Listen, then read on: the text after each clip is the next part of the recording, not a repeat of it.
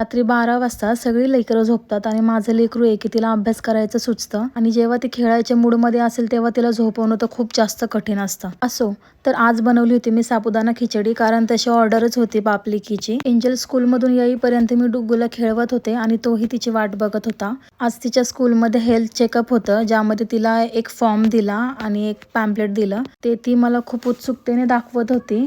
आणि आज आमचा टिफिनसुद्धा पूर्ण फिनिश झाला होता, कारण की आज टिफिन तिच्या आवडीचा होता, म्हणजे ती खिचडी आणि चिक्की दिलेली तिने खाल्लीच नाही.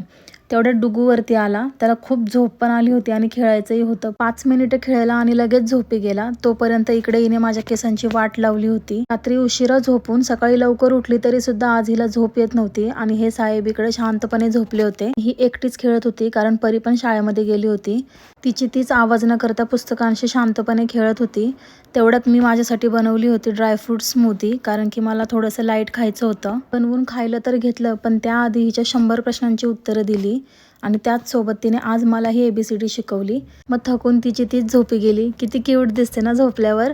मग रात्रीच्या जेवणामध्ये मी बनवलं होतं वरण भात आणि वांग्याचं भरीत, चपाती. तर इथे मी तिला जेवू घातलं आणि आम्ही रोज स्टोरी ऐकत किंवा मी माझ्या लहानपणीच्या काही आठवणी असतात त्या तिला सांगत सांगत जेवू घालते. त्याच सोबत तिला पडणारे प्रश्न आणि त्याची उत्तरं देणं हा म्हणजे माझ्यासाठी सगळ्यात मोठा टास्क असतो. नंतर या दोघांनी मिळून त्या बेबीला पण खाऊ घातला.